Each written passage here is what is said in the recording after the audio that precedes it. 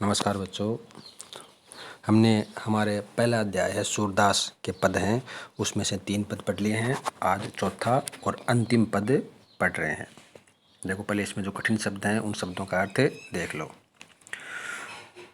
उद्धव मन माने की बात है। उद्धव जी, मन को अच्छा लगने की बात है। मानना मतलब अच्छा लगना। दाख बोलते हैं किशमिश को। छुआरा भी बोलते हैं, एक प्रकार का मेवा ही होता है। अमृत फल मतलब अमृत जैसे फल। विष कीड़ा, विष कीड़ा एक ऐसा कीड़ा होता है जो विष खाता है। एक ऐसा कीड़ा जो विष खाता है। चकोर पक्षी। कपूर जो होता है ना, कपूर शीतल पदार्थ।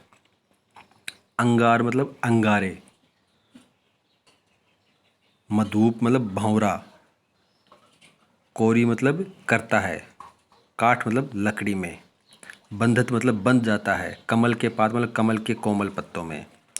पतंग, पतंग होता है, पतंगा बोलते हैं ना, जो दीपक के पास, अग्नि के पास मंडराते हैं, या वर्तमान में देखें तो बिजली के बल्ब के पास जो छोटे मोटे कीट पतंगे मंडराते हैं उसे बोलते हैं पतंग। हित मतलब हित जान करके। लपटात मतलब लिपटता है। सोई शब्द का अर्थ है वही। सुहात मतलब सुहाता है, प्रिय लगता है। अब देखो, गोपियाँ हैं वे उद्धव जी पर व्यंग करती हैं। व्यंग क्यों करते हैं? क्योंकि उद्धव जी उन्हें निर्गुण योग के माध्यम से मोक्ष की शिक्षा दे रहे हैं और वे कृष्ण की उपासक थी, इसलिए उद्धव जी के संदेश उन्हें प्रिय रुचिकर नहीं लगते हैं और उस पर वे व्यंग करने लगती हैं। तो वे अब उस पर ही व्यंग करते कहती हैं कि उद्धव मन माने की बात है कि हे उद्धव जी, मन को अच्छा लगने की बात है। मन के मानने की बात है। मन जिससे संतुष्ट रहता है वही उसे प्रिय लगता है। अब ये उदाहरण देती हुई कहती हैं, दाख छुहारा छोड़ी अमृत फल विष कीड़ा विष खात। जो विष का कीड़ा होता है, विष कीड़ा होता है, वह किशमिश और मेवे जैसे अमृतदायी फलों को छोड़ करके विष खाता है। ये उसके मन माने की बात है, ये उसके मन को अच्छा लगने की बात है कि जो विष का कीड़ा होता है वह किशमिश और मेवे जैसे अमृतदायी फलों को छोड़ करके विष को खाता है। दूसरा देखो, जो चकोर को देई कपूर कोई तजी अंगार गात। जो चकोर पक्षी होता है उसे कपूर का देता है, कपूर जैसा सिद्ध पदार्थ है, उसे तजी मतलब उसे छोड़ करके वह अंगारे खाता है। ये भी उसके मन के मानने की बात है कि जो चकोर पक्षी होता है उसे कोई कपूर देता है, कपूर जैसा शीतल पदार्थ देता है, तो उस शीतल पदार्थ को छोड़ करके वह अंगारों को खाता है। तीसरा उदाहरण दिया है, मधुप करत घर कोरी काठ में बंधत कमल के पात। जो मधुप होता है, जो भंवरा होता है, वह भंवरा काठ में, कठोर काठ को तोड़ कर को घर कर लेता है, उसमें अपना घर बनाता है, काठ में अपना घर कर लेता है, लेकिन कमल की कोमल पत्तियों में बंध जाता है, कैद होकर के रहता है। जो देखते हैं ना भंवरा, तो वह काठ में घर बना के रहता है, तो कठोर काठ में तो वह छेद कर लेता है, लेकिन कमल की कोमल पत्तियों में वह कैद होकर के रह जाता है।